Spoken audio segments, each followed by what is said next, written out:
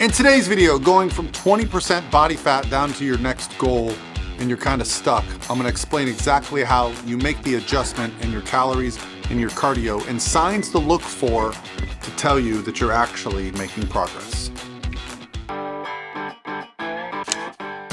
Hey guys, what's going on? This is Paul Ravella from ProPhysique.com, and today I wanna break down exactly how you can take all the information that you've acquired about yourself and move forward towards your goal. So I got a great question on my Instagram direct message. So guys, I love going on my Instagram DMs, helping you out there directly, or if I feel like it's a question like this that it can help, I'll reply, making a YouTube video. And this is really what I enjoy. And if you guys want to make my day, hey, hit subscribe, because I see a lot of people watch my videos that aren't subscribed. And you know, it's almost that time of year where it's going to flip.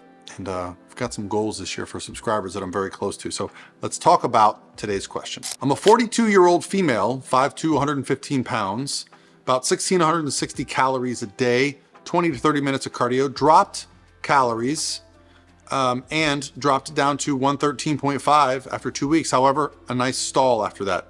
I'm a bit confused. My guidance is appreciated. 20% body fat. The goal is to get to 16% body fat. So what I see here is a really good explanation, and it allows me to talk about some things. So this individual is 113.5 pounds and very lean. 20% for a female is getting close to what it's like for 10% for a male. So we're gonna talk about this idea of 1,660 calories, 30 minutes of cardio for a person that's 113 pounds, and where I see opportunity. Where I see the opportunity is, yeah, you're eating a lot of food. Now, I don't mean a lot by general people's standards, but for someone to be this lean, 20% body fat, and want to get to 16, and just so you guys are aware, 16% body fat for a female, I'll put a visual here up, that's pretty dang lean. We're getting pretty close to stage lean. Like we're getting lean. And so what's going to happen around times like this is two things. One, there's not a lot of fat left on the body, right? We don't have a lot of these fat deposits. Our fat cells are not full, right? They're not stuffed. And so getting fat off when there's less of it, you guessed it, becomes more of a challenge. If you didn't watch my video on how long it's going to take to lose 10% body fat, I kind of broke down on a graph how when you have more body fat, it's easier to lose it than when you have less body fat. So it can honestly take the same amount of time to lose 40 pounds as it does to lose 10 pounds. When you have 35% body fat, losing 40 pounds, no problem. When you have just a few pounds of body fat, losing 10 pounds, problem. And here's why. The law of conservation of energy. Our bodies are going to burn less calories because we weigh less. We're not carrying it around. That's one problem. Problem number two, you start to conserve energy through less non-exercise activity. You literally have less energy. If you guys see the energy that I have like this, talking with my hands, being very kind of poignant with you guys, if I do a video just like this a week out from a show when I'm 7% body fat, probably going to be a little bit less dramatic. My hand movements are going to be a little bit less. That doesn't seem like much, but when you understand that our bodies are constantly burning calories throughout the day, and then you reduce that by less non-exercise activity, right? These movements burn a lot of calories throughout the day. And when you don't have a lot of fat to lose, and you start to conserve things, right? You start to conserve things through your movements. You start to conserve things because you weigh less. Your body has less demands on it. It just becomes more of a challenge. And so what's really exciting here is that your calories are so high. So when I start to worry about calories, for someone like you, you're at 113.5 pounds. I generally, when I'm talking to my competitors that get stage lean and win and get pro cards and go to the Olympia and do all those things, when I get their calories around 10 times their body weight, which for you would be around 1,130, that's when I start to get worried that, okay, we're going to probably be suffering with hunger and maybe some energy issues in the gym and performance with the weights. So what do we start doing? We start adding in higher calorie refeed days where I'll bump the carbs up by 20, 30% for the day. And keep kind of everything else the same. I'm also a big fan of moving more versus eating less. I think there are very few problems with moving more. The only major problem I find is time management, right? You can't devote 4 hours every day to walking. If you can, you probably don't even have to cut your calories. You can just keep them the same every day. But the idea is finding that balance, what works best for you. Can you find time in your day to move more?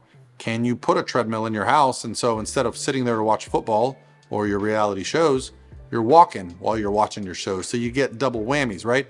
Maybe you can get a little treadmill for under your desk, a little pedal bike for under your desk. Listen, that might sound crazy, but guess what? You're watching my channel. We're all a little crazy here, okay? We are focused on putting on muscle and getting shredded. Like, that is what our goals are. That's why you're here. And so there's an element of craziness to this, but so what I look for are opportunities and how to get better. So when you say you're stuck, I know a lot of people start to worry like, oh, are my calories too low? A, your calories are not too low. Your macro ratios are fantastic. Your cardio is very low. You've got room to restrict calories. You've also got room to add in a high carb day, at least one, maybe two per week. You've also got room to move more. So yeah, if you're not seeing progress over a given week, 7 days, that's a pretty good indicator that you're not getting leaner. Now, what can you look for to tell you that you are losing body fat? The scale is not always going to reflect that. The scale mostly reflects body water. What impacts body water? Sore muscles, hormones, sodium intake, digestion, sleep. The scale just literally can reflect how you're retaining water that day. You can actually be leaner, but you could have more fluid in your body, in your muscles. You could have sore muscles, things like this, your digestive system. So what I like to do is track my weight daily when I'm trying to diet so I get an average, so I can see that average changing. But here are some indicators that you're about to drop weight, even though the scale is not telling you that. You see something in the mirror you haven't seen before. You see a little line in your oblique. You're like, okay, my jaw looks a little tighter. Someone might say something to you. Hey, are you dieting? You look a little leaner.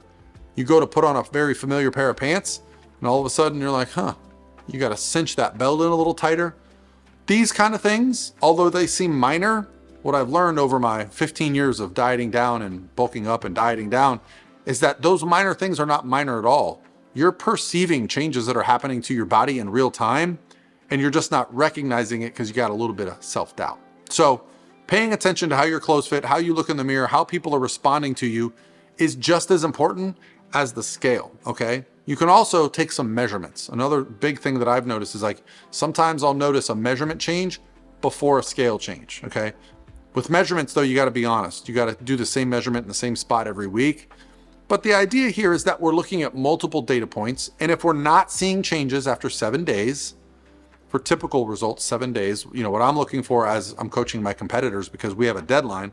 Now, a lifestyle person who's not in a rush, who's being consistent, we might wait 2 weeks just to be sure, because you typically want to wait as long as you can. You want to keep his calories as high as you can. You want to keep cardio as low as you can, and you want to progress smoothly, losing, roughly 1% of your body weight per week or less or more, just depending on where you're at. The more fat you have, the more you can lose. The less fat you have, you might even lose 0.5% of your body weight per week. That's right. 0.5 pound a week. Sounds grueling, sounds excruciating, but when you're 20% body fat for a female going down to say 16%, that's going to be a big visual difference. You're going to start to see separation in muscles that bodybuilders see on stage. You're going to start to see separation in the core, the lower back, the abs, probably the glutes and hamstrings to a degree as well. Just depends, how much muscle you carry. But really, that's what I would suggest. Make that next adjustment.